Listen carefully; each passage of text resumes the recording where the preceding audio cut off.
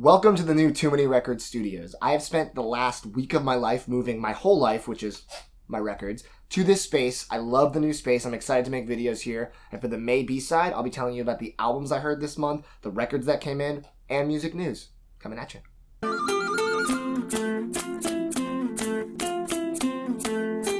So first off, as you guys know, I'm going to answer some of your questions from the A-side. Milo Hempel asks, what percentage of your collection would you say is colored vinyl as opposed to black? That is a really difficult question to answer, Milo. But here's the thing. Whenever there's a colored variant and I have the opportunity to get it, I pretty much go for it. The exception being haze variants, which oftentimes have a negative adverse effect on sound. But I would say a lot of these are colored vinyl. I don't know how to necessarily give a percentage, but I would say there's more black than color just because there tends to be more black records overall. Plus, all of my classic vinyl from the 50s through the 80s is black, 99% of it. So I would say there's more black than colored, but there's a fair bit of colored ones back here. Aaron Henry asked, what is a band that you hated at first, but then really grew on you? This answer is going to surprise everyone on this channel. I hated Radiohead, and I hated it for a stupid, childish reason. I was one of those people back when I was in high school where I would assume something about it, something, a movie, an artist, and just run with it in my head. And in my head, Radiohead was just like hip, try too hard trash from what I had heard. Now, I had never sat down and listened to a full album. I'd only heard, obviously, Creep and a couple other songs, and then here and there songs from Kid A or OK Computer, things from that era, and I was just like, try hard stuff. Killers are the best band of all time. Remember, I was like 16, 17. When I went to college, my roommate, his favorite band was Radiohead, so I was forced to listen to them through him, and bless his heart, he actually turned me on to them to the point where they are now one of my favorite bands. So I didn't like them at first, but I also didn't give them a fair shot. It was an irrational hate, but now I love them. Adam Kanowski asked, turntable clamps and pucks, do they really make a difference, or is it more or less a placebo effect to most listeners? Well, here's the thing. I have a video earlier where I show off a turntable puck that someone sent me, and I like it. I think it's great. I don't use it as frequently as I should because I just oftentimes forget it's there, to be totally honest. I think that if you're an audiophile, you might be able to answer this question a little better because you'll have a super high-end setup and you'll be able to tell the subtle nuances that flattening the record would actually do. For your average person who listens to music, even average in the sense of you want to hear vinyl versus digital, so you care about audio quality overall, I don't think a turntable clamp of any kind is a necessity. I think that I would like to hear a report from a true audiophile with thousands of dollars worth of audio equipment to know if it really does make that difference. I think if you have one, use it because it can't hurt, but I don't think it makes or breaks it. Camilo Vargas asked, what are some of your favorite musical festival lineups for 2017 and your favorite music festival in general? 2017 has had some pretty hard-hitting lineups so far. I really liked the Coachella lineup even though I didn't get a chance to go. I love the FYF lineup, which I am going to, and I think that Austin City Limits had a really strong lineup they just announced a couple weeks ago. Overseas, I will say that Primavera Sound Festival every year has the best lineup I've ever seen. It's usually 4 days, and the headliners are all people I'm dying to see. Tons of artists. I am making a point to go in the next year or two. I need to check out this festival. I've heard from people that went that said it's amazing. So that is on my festival bucket list for the near future. My favorite festival that I've ever been to historically has been Governor's Ball in New York City. This year, the lineup was a little hit or miss for me. I love that they had Chance the Rapper and Childish Gambino. It's a rare Gambino performance too. He hasn't really announced a lot of tour dates. But being from New York, I love going back and visiting my friends and family. I love the atmosphere at Governor's Ball. It feels a little less fake Instagram-y manufactured than Coachella does, or I'm assuming Bonnaroo at this point. It has a core of people there that love music, and that's why I love festivals. Michael Aguirre asks, what are some hip-hop albums that got you into the genre? It's a good question. So back when I first started listening to hip-hop, there were some albums that I listened to a lot more than others. I will say it's maybe a little more atypical than your average hip-hop listener because I was very specific when I first got into hip-hop about what I liked. The Eminem Show was one of my first CDs, and it got me single-handedly into hip-hop. So that was definitely, and still is, one of my favorite hip-hop albums. Biggie's Ready to Die. I had a good friend in high school who loved hip-hop, so he turned me on to a lot of good stuff. Gotta be honest, Gorillaz Demon Days is not a hip-hop album, but a lot of those hip-hop verses have stuck with me to this day, and they helped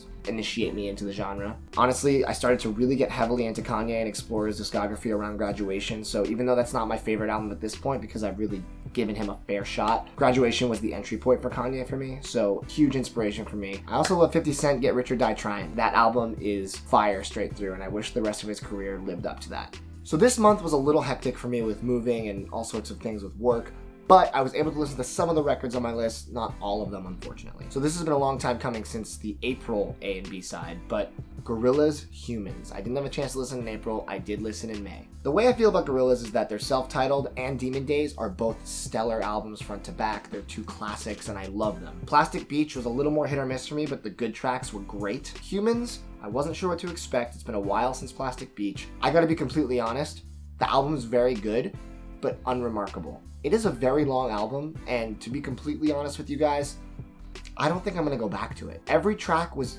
interesting. They weren't bad songs. They weren't even mediocre songs. Damon Albarn is very good at songwriting, and he collaborates with a lot of great people on this album. But overall, there was nothing that grabbed me in the way some of the hot tracks from the previous 3 albums did. I think this was kind of a swing and a miss. I feel like coming back after so many years of not making music as Gorillaz, this needed to be a lot better and punchier than it is. This is like I give it like a C. And you know, there's so many good albums in this world and so many albums I need to listen to. C is not going to cut it. I don't have time for C albums. So unfortunately, this was a miss. It's a good album. If you're a huge Gorillaz fan, maybe you loved it. I'd like to hear what your thoughts are because maybe I'm missing why it's so good. Maybe it's a grower, but it's so long that taking the time to actually have it grow on me, I don't know if it's feasible. I got my copy of Mark Lanegan band Gargoyle in his latest album. Mark Lanegan, if you don't know, is a forefather of grunge. He was the singer of Screaming Trees. He was partially in Mad Season after Lane Staley passed away. He worked with Queens of the Stone Age for a long time, and he has a ton of albums as Mark Lanegan and Mark Lanegan Band. He's become a little more electronic in his older age. I really like what he does. It almost has a Leonard Cohen-esque vibe with his vocals, but with a very beat-driven electronic background. It's almost like folktronica. I really like this album. I did get the indie exclusive, I believe limited to 500 or 600 on white vinyl. I think it obviously matches the cover very nicely because the cover is white with some red lettering. And yeah, this album was great straight through. I personally am going to revisit this quite a bit. I've been getting into Mark Lanegan a lot more over the past year or so, and I have a huge box set of his right there of all of his early albums as just Mark Lanegan without the band. And everything he does is great. He is one of the most underrated artists of all time because people that know him love him, but your average person doesn't know who he is. So if you want to get inundated with some incredible music, dive into Mark Lanegan's catalog. Gargoyle is a great place to start and work your way backwards. Faith Evans featuring Notorious B.I.G, The King and I. I didn't get a chance to hear this whole album, but I heard a handful of tracks. It's a solid record, but it wasn't quite what I thought it was. And to be honest, I don't know if what I thought it was even possible.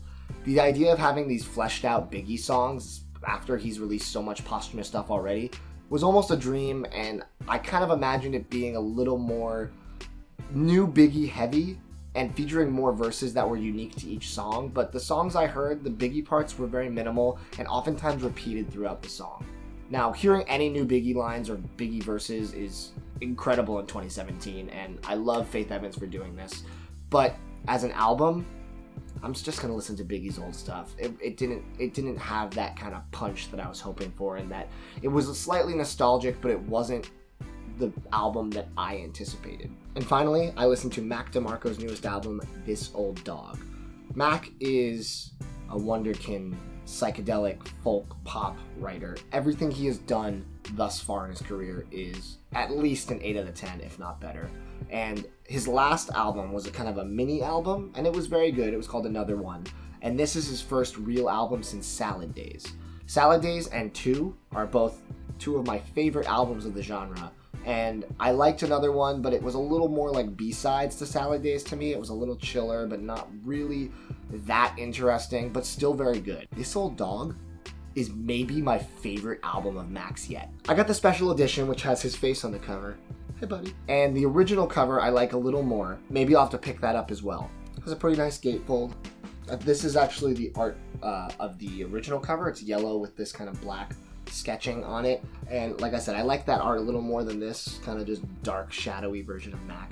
But this special edition came with a spectrum of color vinyl, so you might get anything from yellow to blue to green, but anything in between too. Mine ended up being a pretty solid yellow, which at first I was a little disappointed about because I wanted something green because that's my favorite color, but I don't really have many like construction site yellow colored records, and this is a really nice color and I'm starting to warm up to it. It actually matches the original cover really nicely. This album is so relaxing. I've heard critique of it of people saying that he's not really reinventing himself, he's treading old ground, the whole album sounds the same. And to be honest, that is fairly true. But when you have a sound that's as good and relaxing and pleasant as Mac has on this album, give me 50 songs like this. This is the ultimate put it on, make some breakfast kind of album. And I am really, really happy that this is where his career is going in terms of the music he's putting out, the consistent level of quality. And I think this old dog is going to be on rotation for a long time. Let's talk music news, and we're going to start on a somber note. You guys knew I was going to talk about this. Chris Cornell passed away. As someone who's watched this channel, I'm sure you guys know that I love grunge. Over the past few months, I have definitely been listening to a lot of Chris Cornell, a lot of Audioslav's first album, a lot of Temple of the Dog, almost too much. Got to see Temple of the Dog perform last year, and it was a spectacle. I mean, Chris Cornell is one of the last great rock stars, one of the best voices in music history. I think he's like the Robert Plant of my generation. You know, a 4-octave range, it's a very rare thing to have and hone the way he did. His passing was incredibly tragic and unexpected, and the whole music community, I've been talking to so many people that have beautiful stories about him, sharing their favorite songs. A lot of artists have been actually covering his music in the past few weeks, and this is a major loss to music. It definitely was not his time. I just ask that you go and listen to some of his music to respect his legacy, because he is one of the greatest musicians of all time, and he will always be remembered. So thank you for all the music, Chris. Moving on, Mr. Frank Ocean has pulled out of another festival slot. He is becoming the Morrissey of hip-hop and R&B. He pulled out of one earlier this year for some reason, I don't remember. Actually, I think he pulled out of 2 this year, and he just recently pulled out of Primavera, which is in Barcelona and is a bucket list music festival for me. It's considered to be one of the best in the world every year, and he was headlining. I don't know why he keeps pulling out. He's supposed to play FYF this year, and he was supposed to play it a couple years ago, pulled out last minute. Kanye replaced him, which, for me, huge upgrade. But I would love to see the guy live, especially if he played a lot of the Channel Orange stuff. But this year for FYF, when he's headlining, I don't know if he's gonna do it. He keeps pulling out of all of these headlining performances. It seems like it's logical progression that he's gonna pull out of this one. Who do you think will replace Frank at FYF if he does pull out? I'm very curious. Leave a comment and let me know what you think. 2 amazing albums on the horizon, one nearby and one a little further off. First is LCD Soundsystem, their first album since they broke up years ago, and now they're back. I saw them last year, and they put on one of the best shows. I'm talking a top 5 show that I've ever seen. It was just a 2.5-hour long dance party, sing along. The 2 new tracks that they released from the new upcoming album are both excellent. They're not those bangers that I really love from the LCD that make you want to dance, but they're kind of soft, dreamy, introspective songs, and I really like that side of them too. So the fact that they just announced the album's done means that we could see it as early as this year. And a new LCD Soundsystem album is huge, so I'm really looking forward to that. And the Avalanches have also announced that they have already begun working on their 3rd album. Now that means we probably won't have to wait 16 years to hear the next one, which is a really nice precedent to set. I love the Avalanches, they are one of my favorite bands. You can see behind me, I have 3 copies of Wildflower, 2 copies of Since I Left You. I'm kind of a fanatic, and if they put out any new material in the upcoming months, maybe years, I'll be very excited for it, because Wildflower was my album of last year. So, looking forward to that, guys. I had a ton of records in May come in. I'm really excited to show you guys what they are. First up, we have the Vinyl Moon of the month. Always excited to see the features that they have. Not long ago when I showed off Vinyl Moon, there were a ton of other records from various artists in the box, and I was a little confused. I spoke to Brandon, the owner of Vinyl Moon, and he told me that basically they have a system where if you refer someone to their service, he sends you a record that he loves. It's a great way to incentivize people to sign up for a service and refer it to their friends. I think that's really cool. You get to hear about his taste in music and get new records. This is no exception. I guess you guys watched my Vinyl Moon interview and you have been signing up and mentioning too many records, which is really nice of you. Thank you. Because he included an album by Dawn Gibson. I've heard the name and I actually don't know anything about their music, so it's a sub pop band, and sub pop's pretty hit, not miss for me. I think most of the stuff on their catalog is excellent, so I'm excited to listen to Dawn Gibson. Thank you, Brandon. In this month, we were at Volume 20, Transmission. It's split up, trans, miss, ion. As you know, they always have these postcards that show off each artist and what's going on with the song and the album that the song's from. So this is a nice little compendium. This is a super cool album. I think I'm just a sucker for any album with an astronaut on the cover, like Deja and Tandu. But this is an astronaut chilling on what looks to be a field, pointing to a cloud. I think this is really cool art. It's an asteroid, bro. This is either an asteroid or a cloud. I don't know. The back is a collage of all these images, really nice art. And inside we have a bunch of, it's the track list scattered amongst really nice art. This is as usual, very cool. For the record, there's a booklet of more art. Oh, it looks actually like a comic, maybe? It's cool. I'm sure it goes really well with the... I love when records have art pieces and stuff, and posters or booklets that you can read along while you listen. It increases the immersion, and I love that. Ooh, that's pretty. That's super pretty. Wow! This might be my favorite Vinyl Moon variant thus far. This is like this. It's like a clear... I can't tell if it's actually clear light blue with darker blue wisps and black wisps in it, and it's just wow. Oh my goodness. Under light, this is transcendent. This is transmission. As for the track list, I don't recognize any names, but that's what I love about Vinyl Moon. I get to discover all kinds of new artists. I got my copy of Pinegrove, Everything So Far, and this is an incredibly nice package. This is such a thick gatefold with a big spine, and it's like heavy duty, well done art piece that looks good on your shelf, and you can see the spine and remember you have the record, unlike some of those small ones you forget till you pull it out or have the desire to listen to it. But yeah, just a really nice gatefold, and it's just hardy. The cardboard's very hardy. And this is actually the Run for Cover store exclusive. I think it's limited to 300, and it is ultra clear, which I always love these super clear, you can see right through it kind of records. This music is great. This is everything they've done prior to their album Cardinal. So it's a bunch of lesser known tracks from their EPs, some fan favorite tracks, and it's just really good lo-fi folk country music, good sing-along stuff. I would love to see these guys live. And it comes with this really cool lyric booklet, very thick material. Some photos of the band in there too.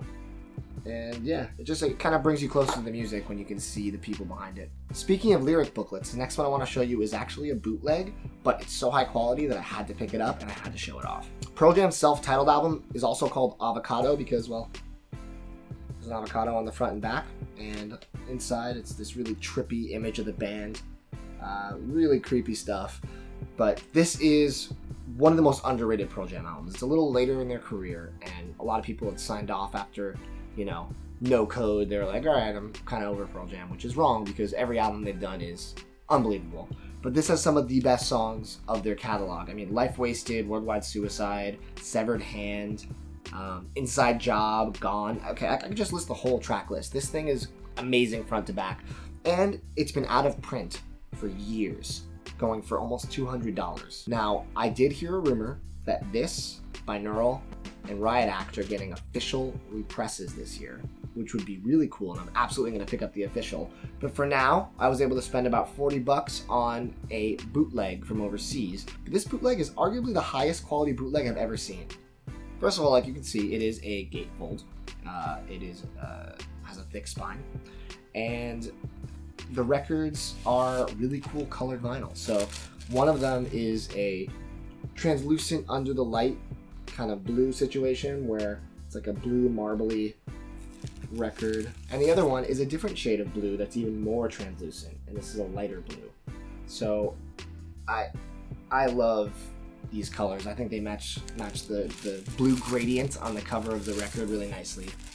I will say that the gatefold, while it is nice to have a big fold-out gatefold like this, especially on a bootleg, the cardboard they used is very, very thin, so the corners did get a little crushed in transit. Not terribly, just some little dings, but I'll survive. The coolest part of this release, though, is this is a bootleg, folks, and it has lyrics for every song with these cool images, thick paper. If you didn't know any better, I guarantee you would think this is an official release. This was done by Pearl Jam fans that care about Pearl Jam. This was not done just to make some money. And I'm really happy to own this. I'm also excited to get the official though. So always support the band when you can, but if you don't have an opportunity because you don't want to spend $250 on a record, this is a nice way to listen to it. It sounds amazing. It sounds incredible. I don't even think it's CD sourced. I think it might be sourced from tapes because it sounds fantastic and it sounds different than the CD version I have. Maybe I'm just tricking myself, but I have nothing but positive things to say about this. And finally, my copy of Lil Ugly Mane, Mr. Thug Isolation has arrived. This is the original cover that the vinyl had. The first 2 pressings of this sold out super fast, and they go for crazy money. They've repressed it since with a different cover, which I do have back in my hip-hop section. But I love this cover for some reason, just that hand. So the art of the lettering is almost like a joke. It's so gaudy, but it matches the aesthetic of the album, which is almost a parody of hip-hop of this genre. This kind of southern banger style hip-hop. And this is the limited version on electric neon yellow vinyl, which I think this is going to be very sought after in the coming months. Once this is officially sold out. It may actually be right now. I don't even know. But this is one of my favorite hip-hop albums of all time, and I am really stoked to own both versions of this. If you don't know Lil Ugly Mane, give him a listen. I managed to get the Vinyl Me Please exclusive member pressing of The National, Sad Songs for Dirty Lovers, making this the 3rd copy of this album that I own. National's my favorite band. Anytime there's anything involving them, I just buy it without question. And I have the black copy, I have the limited white copy from the Brassland store, which was the most coveted copy for a while, and I think it still will be because it might have been limited to about 500. This had a slightly larger run, I think it's 1,500 worldwide. But this album is the 2nd album by The National, and it has a lot of heavy songs, a lot of soft, beautiful songs. Overall, I would say this is not a great entry point to their music. I would start with Alligator or Boxer and then work your way out from there. But every album they have is great. A lot of people don't love their first one because it's a little more country, but I love it. I love all of it. I think they are one of the best bands making music today, if not the best. This is a really cool splatter. It's a red, bone, and blue splatter combo, and I think this is a really nice variant. It sounds really nice too. So good work, Vinyl Me Please. And finally, a seminal soundtrack has been reissued, also having gone for over $100, closer to $200. This is the soundtrack to the movie Singles, which is a hit Cameron Crowe movie from the 90s. A little cheesy if you watch it now, but I still love it. I think it holds up. This is a love letter to Seattle. Basically, the entire soundtrack consists of bands like Pearl Jam, Alice in Chains. You have Mother Love Bone, Soundgarden, Smashing Pumpkins, everything you would want. This is one of the best soundtracks. The soundtrack also has one of my favorite tracks ever by Mother Love Bone, the band that pretty much turned into Temple the Dog and then turned into Pearl Jam. The song is called Chloe Dancer, Crown of Thorns. It's a 2-part song and it all blends together. Unbelievable track. So if you don't know it, please go listen to it right after this video. That's my one request. That is such a good track.